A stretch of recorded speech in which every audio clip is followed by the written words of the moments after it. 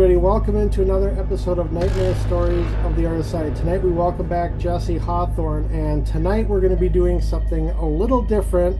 We're going to kind of get away from the paranormal and we're going to talk UFOs, Area 51, and some of the conspiracies that revolve around them. So, welcome back in, Jessiy. How have you been? Thank you so much for having me back. I'm doing okay. Just looking forward to Halloween because it's spooky season, of course. And then next year, investigations and seeing, what next year will bring and everything. So looking forward to that.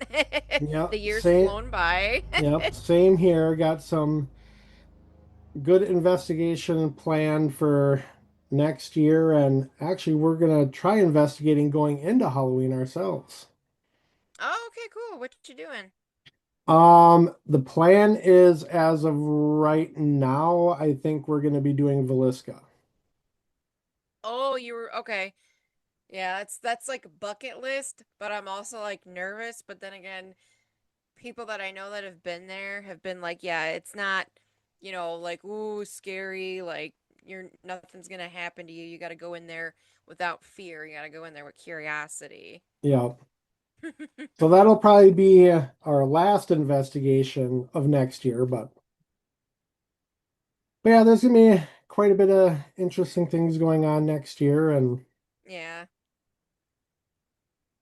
so Still need to anyways, let's decide if we're gonna get married next year or not, because right, that's yeah, you brought that up. yeah, a couple grand because we want to do it on Halloween and next year's Saturday, which is like perfect.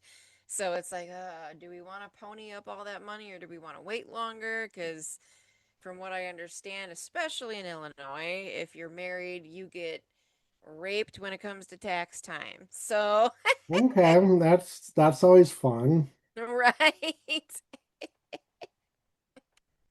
All right, well, let's dive right into some Area 51 alien stuff. So, what do you have written down that you can share? I don't have anything, so I'm like not prepared at all. So, Well, I guess I'll just start with like where I started with it. So, when I was in school and everything, I was always the quote weirdo kid.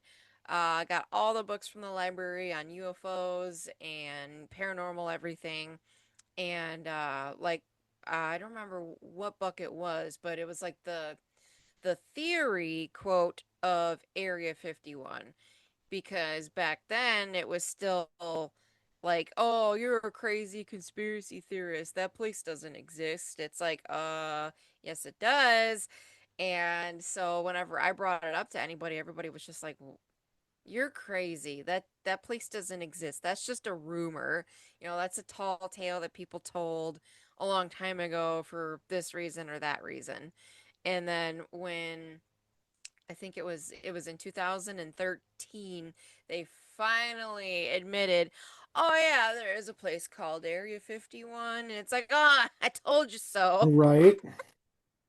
So like the stuff that you always hear about is that's where they brought the Roswell crash debris and bodies and everything like that. They that old film of the alien autopsy was supposedly filmed there, which I don't know how I feel about that one yet. Like I feel like it was purposefully made to look real to quote like debunk people like Yeah. because that's all the government's been doing for decades is they like there's people from the CIA and like even deeper state that have said like yeah the whole we wanted to make people think anybody that talked about extraterrestrials and UFOs were crazy. So that's why they had all these different what's it called? Smearing scams or smearing Yeah. campaigns is what they're called. And that's pretty much what they did. Anybody that saw a UFO or an extraterrestrial or had any type of experience like that, they were automatically thrown into a smear campaign. So they could be as uncredited as possible, if that makes sense. Yeah. Um, so let's see. With the stuff that I do know, So like the only reason that they came out of the closet with it is because there was a Freedom of Information Act document that came into light, and it's like the history of the U-2 spy plane. It was heavily redacted, but Area 51 was mentioned in it. So when the Freedom of Information Act document came to light, people were like, "Wait a minute, this says Area 51. Is it actually real?" And then it kept being brought up over and over and over again.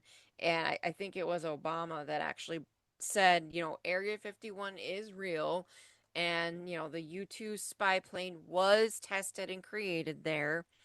Um, so, like, people still wonder, like, what it actually is there and, like, what's done.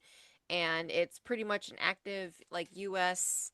Um, Air Force military installation that's located in the Groom Lake area in southern Nevada. I don't think it's too far from Las Vegas.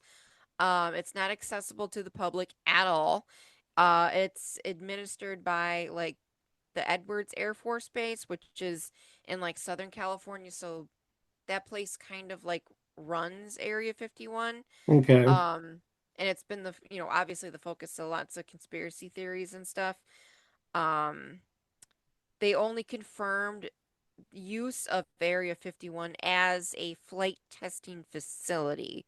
The U.S. government does not provide any info about the ongoing research due to security reasons, and according to them, there's no ET related anything that goes on there like whatsoever.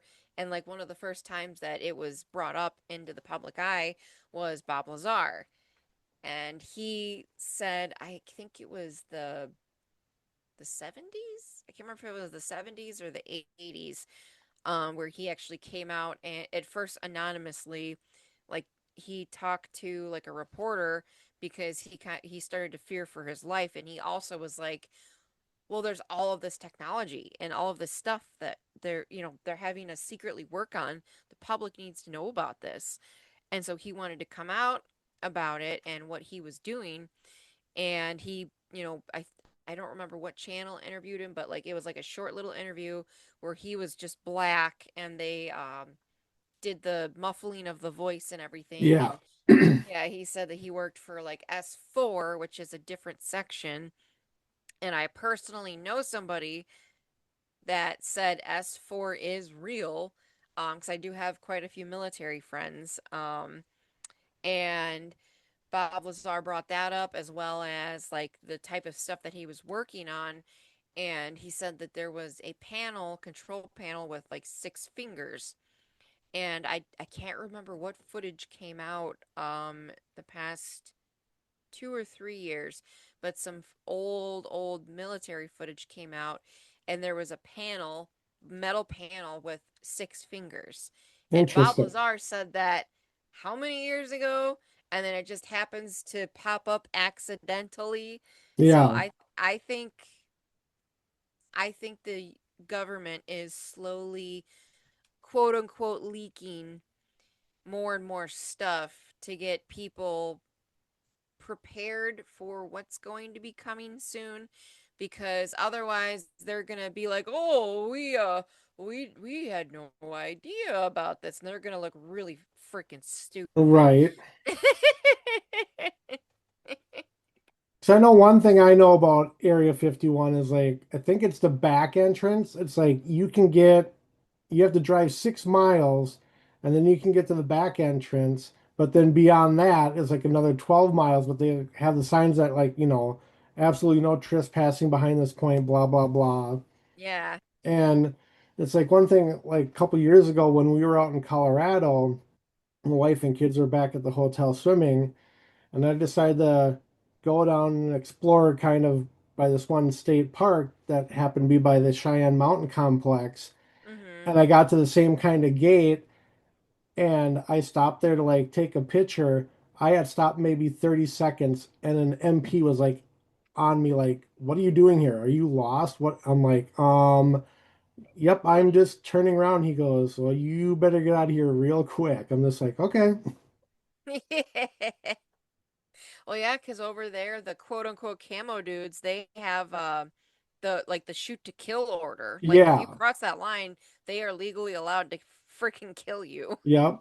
But it's like funny for like, the Cheyenne Mountain Complex. If you go like hiking in the state park, you can get to a certain peak. You can see the entrance into the complex from a certain point.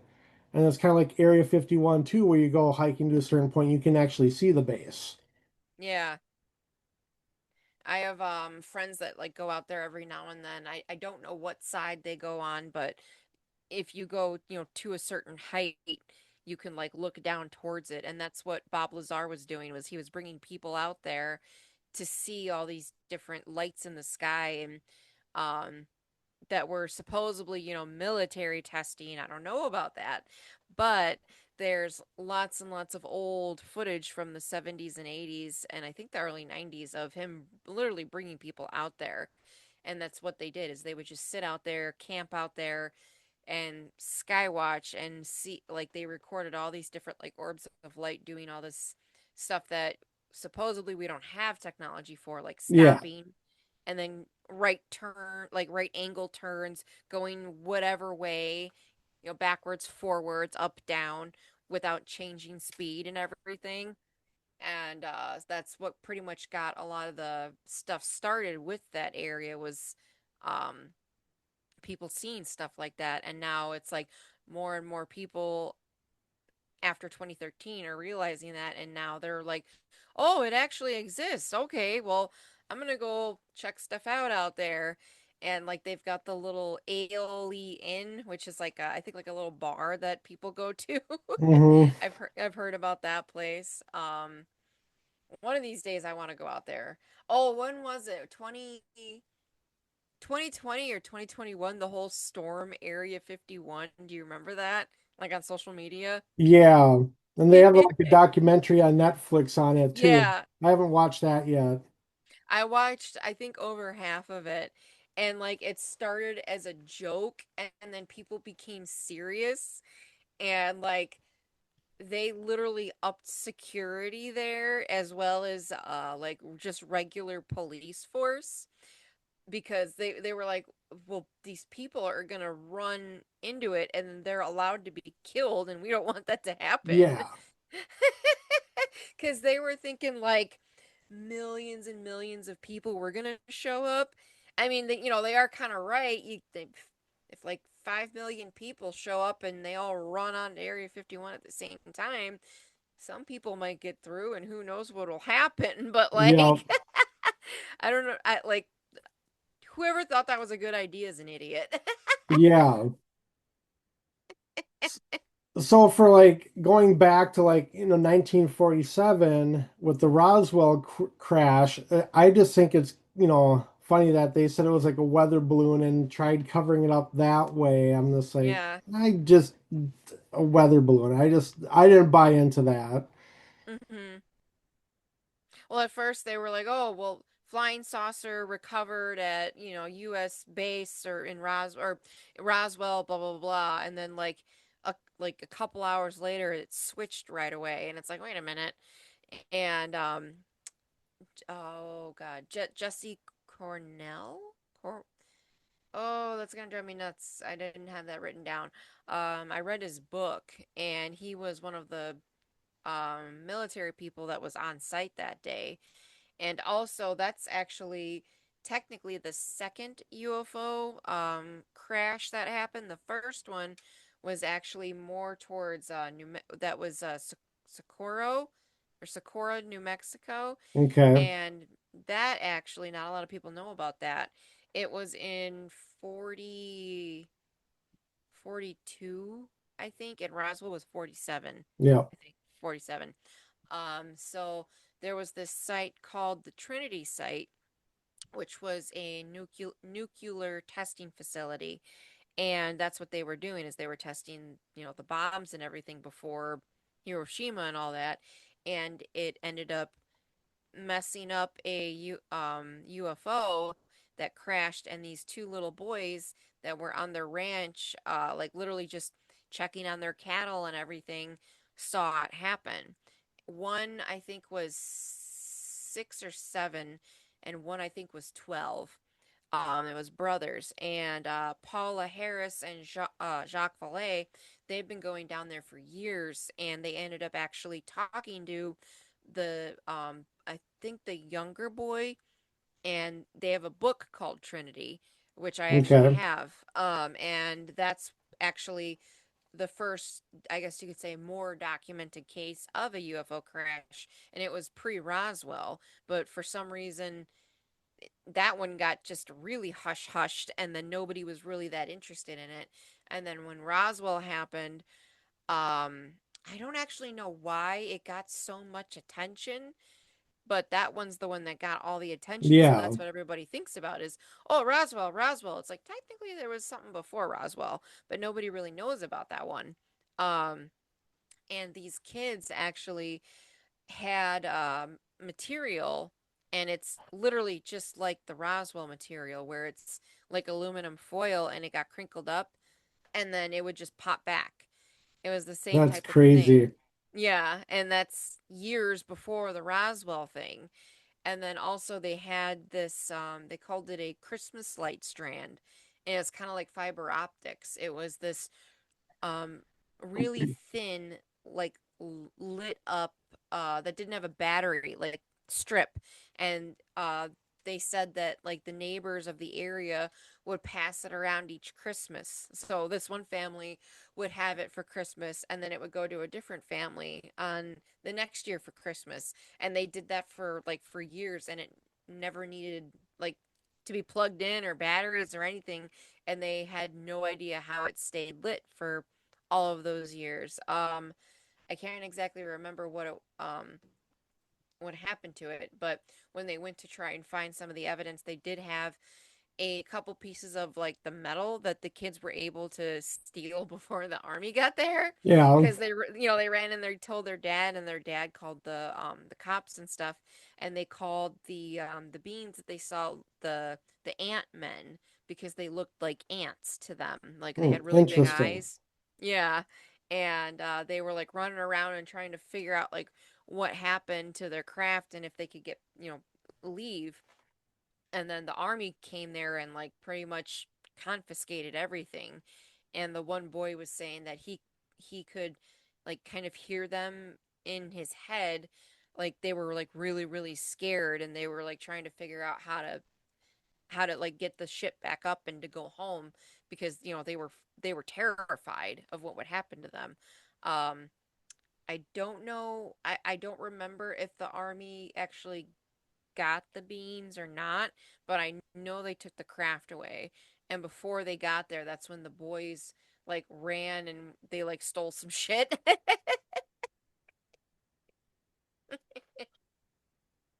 Hey, you gotta, you're a boy, you find something cool that's unknown, you want to take it. Right? Let's see what else I've got in here. Have you ever been to Roswell yourself? No, the furthest west I've been is Iowa. Okay. Yeah, Yeah. no, one day I want to get down there. Yeah, we were down, my wife and I were down there, was it 2012, I think? And we went to Hmm. the UFO museum and it was pretty interesting.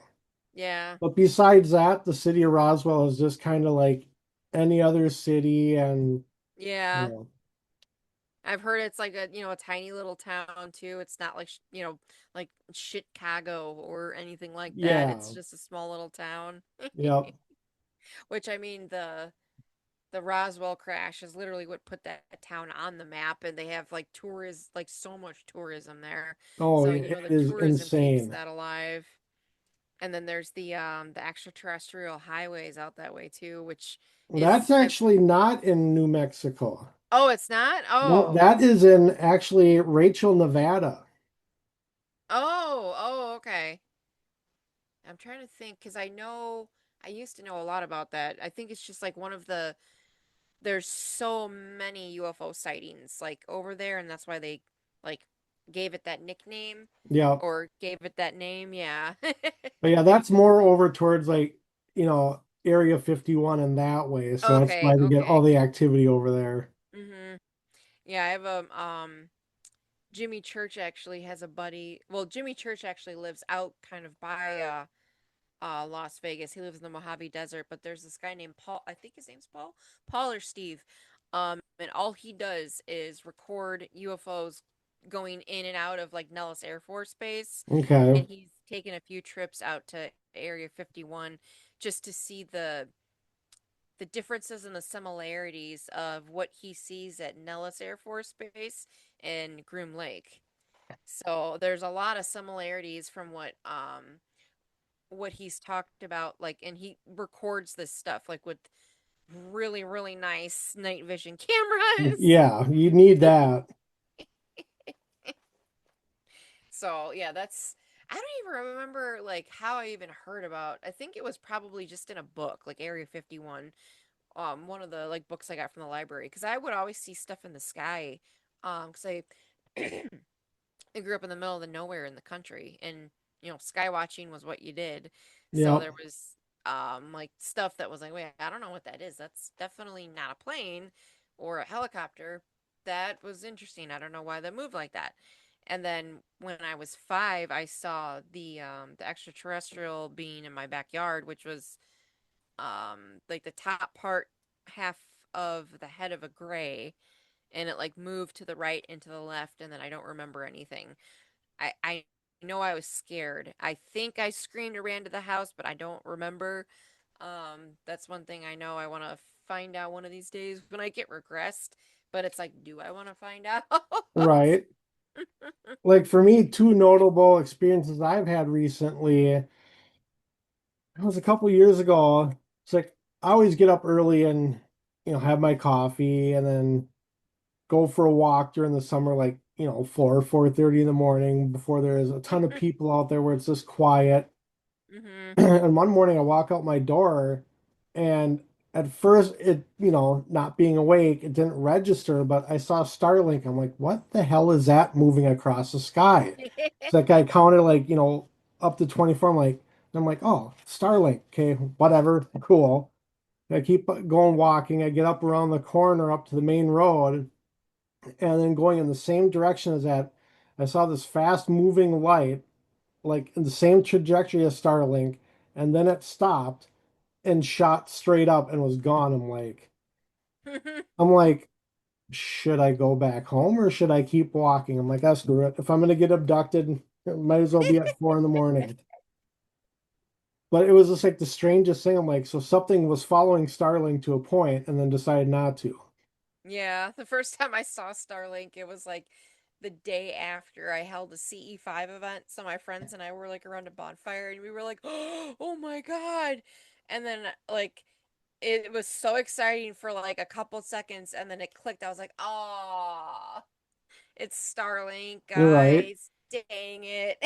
And I think it was about this time last year, I was bringing my youngest daughter home from a birthday party, and about a mile from our house, we have an Applebee's, and we're driving by it, and I see these like 4 or 5 really bright, like light orbs in the sky. Mhm. And I'm like, they're really low. I'm like, what the heck is that? And it's like, they're definitely not airplanes because you didn't have the red and green blinking lights and all that. So I Yeah. was just like really confused. So like I get to a point where on a side road where I could, pull over and get out and look at them, and like one by one they just disappeared. Hmm. And it was probably Interesting. like 7 o'clock at night, but I'm like what in the hell was that? It was just one of those like phenomenons that you have no idea what it was. And it's like Right. right Yeah. time, right place. Mhm. Yeah, since I started doing this E5 stuff, like I've seen so much cool stuff. Especially like the very first one, which for people that don't know, CE5 stands for Close Encounters of the Fifth Kind. So, um, like Close Encounters of the First Kind is when you see a UFO. The second kind is when you see evidence of it, like a crop circle or something. The third kind is when you see the occupants. Fourth kind is when somebody's abducted. And then the fifth kind was key. The term was created by Dr. Stephen Greer in the 70s, and that means human initiated contact. So Okay. that's when um, pretty much we try to contact them and not vice versa. Okay. And CE5s, the well, every a lot of people do it differently. The way I do it is we like do like they're called the crop circle tones, and these were recorded literally right after a crop circle was made in the UK. Like this person videotaped the whole thing, like these beautiful white orbs came down and just like flew around in circles, and then poof, crop circle like was created. And then it was the logo for Dr. Greer's CE5, which is like three circles that like a triangle, and then they're all connected by a circle. Okay. Yeah, I've And seen that. yeah, and that's where the tones were recorded by somebody. And then they were put through like a some type of computer thingy. I'm not very techy. Um, and so like the tones go higher and lower. So it's like a sequence. So I play those for like a good 10 or 15 minutes because the theory is when those are played, it's kind of like a hi, I'm over here type of thing. So we do that, and then we do a meditation, which those are about 20 minutes, and you can do different types. I like to use Dr. Greer's meditations, and then I have another one that I use, and it's like a heart chakra love in meditation. So everybody gets kind of in the same state of mind because I Okay. mean, if if you walk into a room and people are terrified of you, are you gonna want to fucking go in there? No. Right. So that's like how I run my CE5s. Like if you want to join my groups, I you at least a month or two to where I know you do not have fear, because like what I just said, if you're from a different civilization or even like a fairy or a Bigfoot or something that's not human, if you want them to, if you want to go hang out with them, they're not going to want to be around you if there's a bunch of people that are scared. They Right. want to feel welcomed and, loved and everything. Because I mean that's where my I guess you could say downfall was at first, was I was terrified because of Hollywood, because that's what the government has them do, is they make them have all these scary movies that are fear-based, so you are terrified of anything that's not known. Mm-hmm. So instead of being curious and loving and welcoming, you're scared and like, oh my God, I'm gonna die, or oh my God, I'm gonna get abducted. And a lot of the time, that's not how it is. Um, so because of that fear base, you need to actually like work on that so you aren't scared. So what I did for a little while was I would just keep imagining like an ET poking its head into the bedroom, and I would try to push away the fear and be more like, oh, hi and welcoming. Yeah. And after you do that for a while and you work on that, it's not really scary anymore. So if I saw one like poke its head around the corner right now, I would like kind of probably be startled for a second, like, whoa. And I'd be like, oh, hi, what are you here for? Like, do you want to chit chat? You got to be friendly. Yeah. Well, it can be that way too. Like, when you're out paranormal investigating, like if you see a spirit or an orb, it'll startle you at first, but then it's just Mm-hmm. like after that initial shock, it's like, okay, they're here and they want to be seen and they want to communicate. Mm-hmm. Yeah, same thing. Because I mean, fear's a really low vibration emotion, and especially people that live in fear. Like, I don't understand that. I will never Yeah. understand that. Um, so one of the probably the coolest experiences that I've had when it comes to like UFO stuff, Dr. Greer's film Close Encounters of the Fifth Kind. There was a gentleman in there named Ed Moen, and he's actually a friend of mine now. So when he was 16, he pretty much lost his hearing. He had to wear hearing aids, and he's in his 70s. So most of his life, he's had hearing aids. And in 2017, I don't remember how he found out about CE5s and Dr. Greer, but he went to Dr. Greer's ranch in Scottsdale, Arizona for a CE5 event. And there's actually a photo of a being behind him, and it's almost like it has like a tablet, like it's looking at something, and it's Hmm. the lights reflecting on its face. And it kind of looks like excuse me, like a mantis bean. So like kind of a triangular head with like big eyes. Okay. Yeah. Um and Ed told me that when he's like, yeah, when that was happening, he said it was like buzzing. He said it was hard to like sit still because he could feel like this electricity buzzing through his body, and it made him want to like jump out of his chair. That's So he insane. said he sat there, and then later on in the evening, after everybody retired to their rooms, he kind of got this, hey, come outside, like thought in his head. And he was like, oh, okay. And so he went outside and he saw this red orb. And he was like, oh, hi. You want to come in and hang out for a little bit? And pretty much he had like this telepathic communication with this orb till pretty much pre-dawn, and they played hide and seek in the desert for like, he said it felt like 5 minutes, but it was like 3 hours.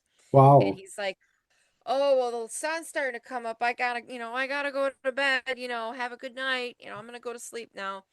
And so he went to sleep for like just a couple hours and woke up and went for breakfast. And he said, he's like, yeah, I got to the restaurant and realized, oh my God, I forgot my hearing aids. And then he said he started realizing that he could hear the conversations at the different tables. How did he word it? He's like, I could even hear the Spanish music being played in the kitchen, and I realized what was going on, and I just started to cry. So he still doesn't need his hearing aids to this day, and there's pictures of him from like high school, and you could see the hearing aids. Yeah. And today he doesn't need them. So That's awesome. yeah, he actually was at my very first CE5, and we did this down kind of in the middle of nowhere in Illinois.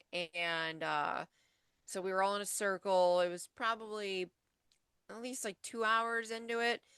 And there's fields everywhere, and there were these like pine trees that were probably, I don't know, maybe like through 300 feet away from us, and I could see them. And I was literally thinking in my head, oh man, that would be so cool if if you could appear like right by those trees. And Yeah. before I could finish the thought, this beautiful like orangish red golden craft literally appeared and zipped off, and it disappeared. Like I didn't see it go, go, go, go, go. It like shot out of the trees and Yeah. then like dematerialized.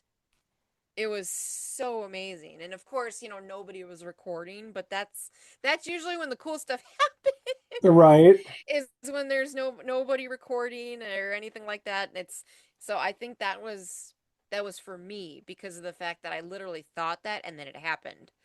So that was so awesome. And then like we'll see orbs floating around and stuff, or I call them power ups in the sky, where they get like really really big and then they Okay. get small again. So I see those a lot too. And I kind of got a little bit off topic, but sorry. It's No, you're just good. I start talking about CE5 and then I start rambling on about it. Nothing wrong with that. Yeah, I want to get out to Area 51 one of these days, and like bucket list definitely. Oh yeah, like Maybe one day it won't be so secret, but I know it's secret because of the fact that they do uh weapons testing and technology and all of that stuff. Like the oh my God, what is the other thing? It's silent. It's this like big black triangle looking thing, like plane, and it's oh, like a stealth. stealth bomber. Yep. What's up? The stealth. Yeah.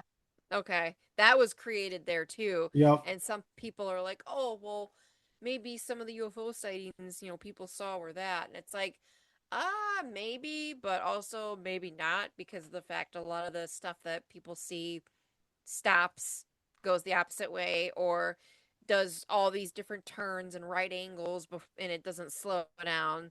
The stealth bomber still is like has a trajectory. Yeah. But yeah, I know, like I had mentioned to you, I think 2027, I want to try getting out there and doing a road trip and do some, not just paranormal investigating, but do some, video recording around Area 51 and spend a couple nights Yeah. just hanging out in the desert. Mm-hmm. Yeah, for sure. And I haven't experienced dry heat yet. I want to experience that before I decide to move. Yeah, it's something else. I honestly would rather have the dry heat than the humidity. Oh yeah, that's what I hear from everybody, especially if you have like pain and joint pain like me, because Yeah. humidity and moisture sucks. So anything else that you want to chit chat about, like when it comes to like stuff like that? I can go on for forever. I can't I'm just kind of like my brain is dead today. I don't know if I there's get anything that. else in your notes you have covered or we could save for the next time. Um,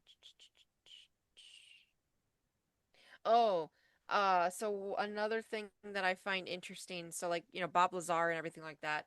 So, he talked to George Knapp, and if you're into the paranormal UFO stuff, everybody knows who George Knapp is. He's like a journalist, I think from Las Vegas. Um, but he did like a whole there's actually a film about Bob Lazar like that came out on Netflix. It's not on Netflix now. I found it on Tubi actually, and I kind of watched a little bit of it today to refresh my memory. So one thing that they found interesting but also kind of crazy is Bob Lazar said he went to like MIT and all these Okay. different schools, and they went to try and find his records, and there are no records. So people are automatically like, oh, he's making it up. He's full of crap. And Yeah. George Knapp was like, no, if you think about it, it makes perfect sense. Because if you're going to work for a secret organization in the government, they are going to delete you. And Yeah. that's pretty much what they did to Bob Lazar was they deleted him from everything. And he still does his work because he's like he's really really intelligent, and like I think his intelligence is around genius level. So he talked about element 115 way back when he first got interviewed, and they literally just created that like last year or the year before that. They have found it on meteor fragments, and then I can't remember what where it was created, but they ended up creating it and they called it element 115. And then Mm, also there's been people that have been abducted that have talked about element 115 because the extraterrestrials have brought it up. So that's something interesting. else that has come to light now that he was talking about like decades ago. And then if um I think he still does a lot of like physicist type of work. Like he has Okay. his own company and stuff like that where he lives. And he does like contractor work for other government agencies and stuff today. But back then, after he, came out and talked about Area 51, they got rid of him and then he wasn't able to get a job or anything because he didn't exist anymore. Yeah. That's insane. Which that's just like I can't imagine going through that, especially back then. Like people are like, "Well, you've never had a job, you've never been to school." And he's like, "Are you serious?" Like I have Right? been to school.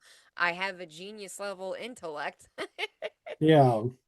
But that's something else I always found fascinating but also kind of terrifying is like the government can just delete you if they feel like it Yeah. if you piss them off. Yeah.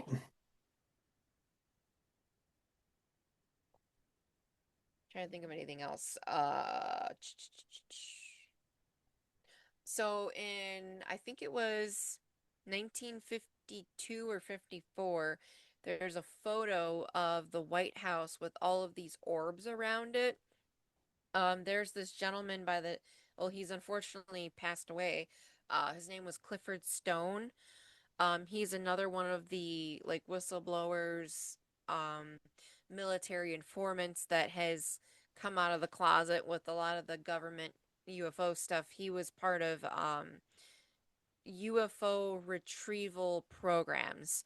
So like Okay. when Vietnam was going on, um, his oh gosh, what platoon? There we go. His platoon would get sent out to retrieve certain UFOs or extraterrestrial bodies that were unfortunately shot down by us.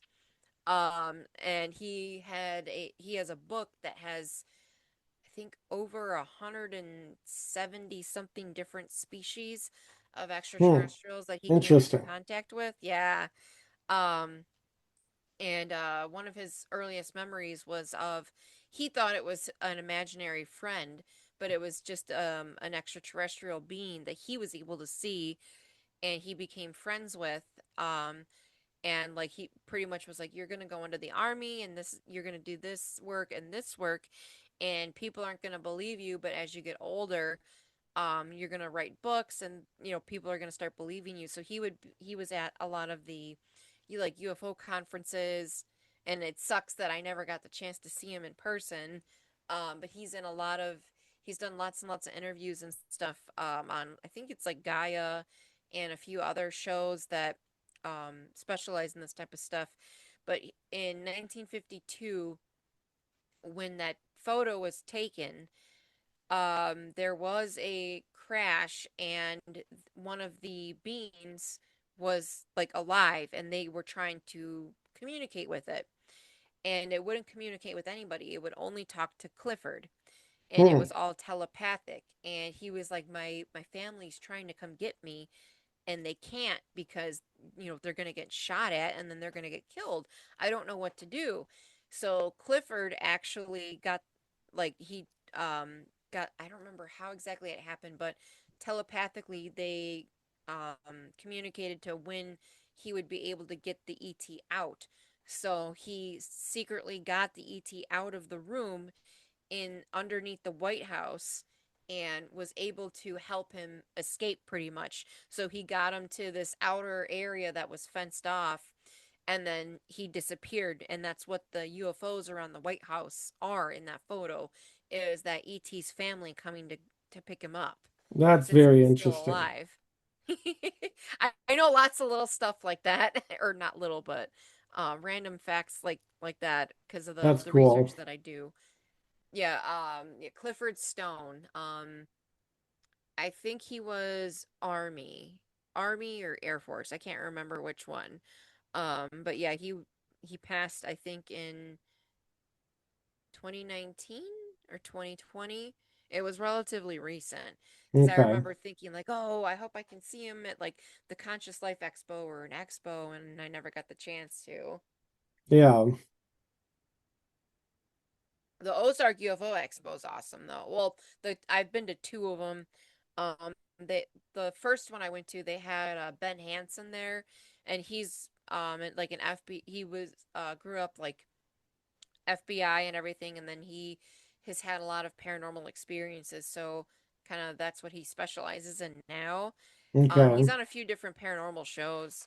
Um, I think one of the more recent ones is like Fact or Fiction, and he actually talked to one of my other friends. His name's Trey Hudson. I met him at the Ozark UFO conference. And Trey's been researching this area. He calls it the Meadow, and it's like the Skinwalker Ranch of the South is what he calls it, and they have like Okay. all types of activity there. He actually just released a film a couple weeks ago. I haven't had the chance to watch it yet, but he has two books out. One's the Meadow Project, and then I think the other one's called The Return to the Meadow. But he's been doing like UFO research, Bigfoot research, anything you could think of, like just the phenomena research, I guess you could call it. Okay. Um, I met him there, and then this one woman named Katie Page. She is known for a ranch in Colorado that has had lots of UFO activity, and Yep, unfortunately, she's gonna be on the podcast on Jimmy November 4th, Church. I think. Wait, on where? My podcast, Katie Page. Oh, she is? On I think it's on November 4th. Oh shit, I didn't know that. Oh wow, that's funny. Yeah, I got to Yep. meet her. Her and Trey had a table together at the Ozark Nice. conference. She's awesome. I love Katie. So okay, yeah, so you kind of know a little bit about her then. Yeah, we've been trying to get a date set, and it's like something's come up on my end, or something's come up on her end, or vice versa. We've been going Yeah. back and forth for like a couple months. Mhm. How'd you hear about her? I found her on Facebook a while ago and just kind of started chatting. So hopefully November 4th will happen this time. Yeah, that'll be great. I know I think she's in the middle of a documentary film as well about the ranch and everything. So Nice. yeah, I've been following her work for since I met her as well. I'm trying to think of anybody else off the top of my head. Um, Obviously, I got to meet Jimmy Church this past May, and that's how I found a lot of these people. Actually, was Fade to Black by Jimmy Church and Okay. listening to his show. That's how I even actually found out about Dave Schrader. Even was on Nice. his show, which I ran into Dave Schrader at the Walmart by my house not long ago. That was Yeah, that's what cool. you were telling me. That's awesome. That was so funny. And then I just saw Chris Fleming this past Saturday. We were investigating. That was a lot of fun. I'm gonna be helping one of my friends co-host an investigation actually this coming Saturday. So yeah, spooky season's always busy. Oh, it definitely is. um, so in February there's a expo that's I think it's LA. It's done at one of the hotels at LAX called the Conscious Life Expo. One of these years, I hope to get there because there's Daryl Anka. He channels Bashar. I've been following him for a long time, and Jimmy Church is the MC for this expo every year. But they've got like the who's who in the UFO community there. Um, I Nice. can't remember who's actually going to be there this coming year, but like they one of the people that was there, I actually got to meet this past May, Adam Apollo. He's another person that like has multiple lifetimes as multiple different beings, like different like we well a lot of people understand about the past life stuff, like Yep. past life regressions and all that stuff. A lot of his past lives were as like somebody from the star Sirius and like different stuff like that, or Orion, That's awesome. Andromeda. Like I could go on and on about like the different types of extraterrestrials and all the different planets and all that stuff. I Yeah. love that stuff. Yeah, it's definitely, something interesting because it's like so vast. There's millions of different stories out there. Hmm. Well, if anybody thinks that we're alone, you are a dumbass. Oh, for sure. How can we be? Exactly. It's just infinite possibilities. I know Jimmy Church says it all the time. It's like something trillion, I can't remember, are just the planets that we can see in the sky, and just imagine what's past that. Yeah, And then we've got the comet right now and the meteor shower, and we can't see anything, at least where we're from. It's too cloudy and rainy and poopy out. yeah, And then I know there's the 3-1 Atlas. I've been hearing a lot of people talk about that. yeah. Um, I'm interested to see what happens there in like, what is it, 30 some days now? I think so. And like some people are like, "Oh, it's gonna be the end of the world, and it's an alien invasion." It's like, dude, stop. Like Dr. Greer, Clifford Stone, anybody that's been in contact with anybody in the government and like the deep state have been talking about this false flag operation of a fake alien invasion.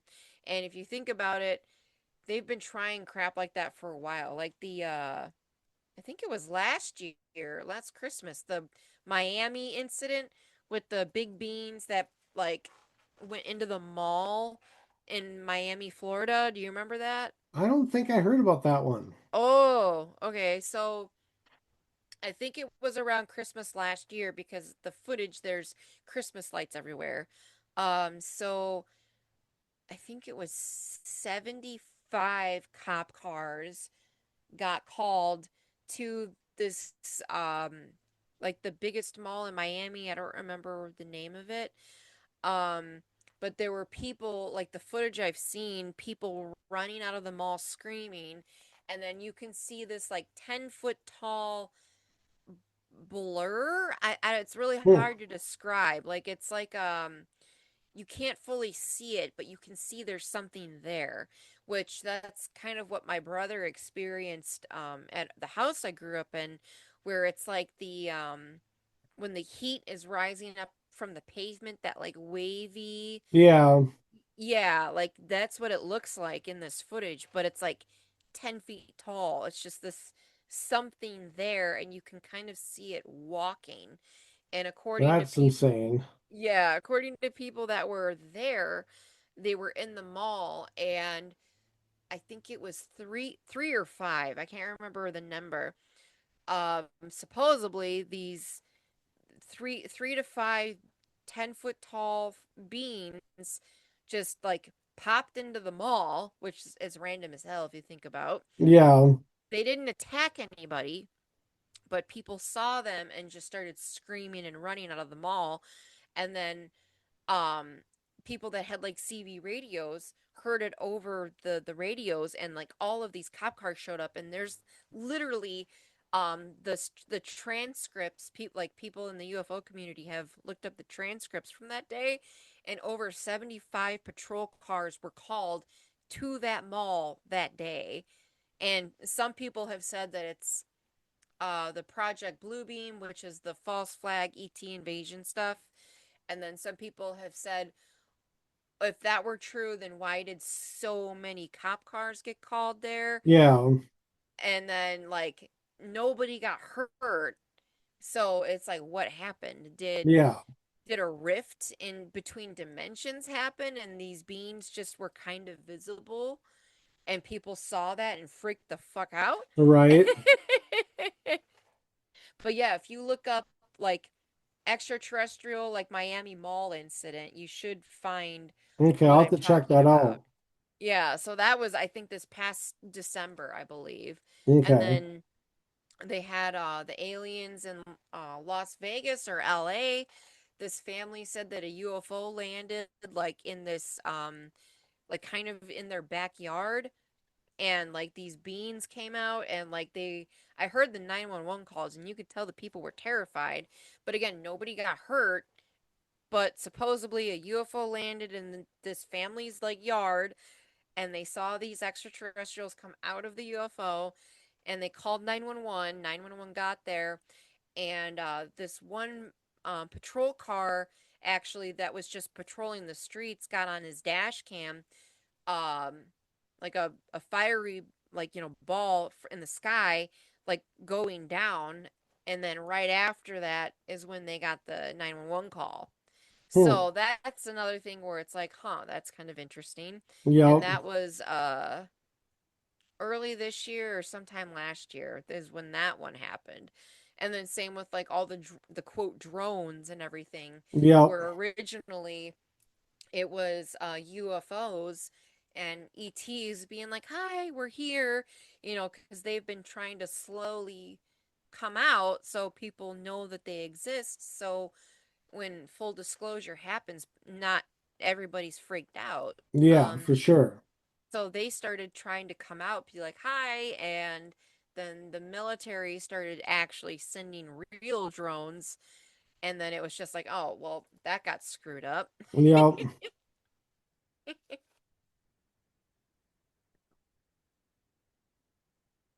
Anything else you can think of? Not tonight. I next time I'll be more prepared. I'll have a questions and lists and other topics. And I know I've been kind of talking your ear off. no, that's all right. Yeah, we'll have to figure out like what to bring up next time because when it comes to the ET stuff and the UFO stuff, I could go. I've got books and pawn books, and that's one of my favorite things. Like I've been doing the ET stuff longer than I've been doing the ghost investigations, even though I've been doing both my whole life. But since like 2020, I've been doing CE5s and everything, and then like really going down the rabbit holes. Yeah. But yeah, I'll get some stuff prepared for next time and we'll really deep dive into things. Yeah, for sure. All right. Well, I thank you for joining tonight Yeah, of and course. we will chat soon. Yep, for sure. All See right. you later, Yep. everybody. Have a great night. Night. Bye.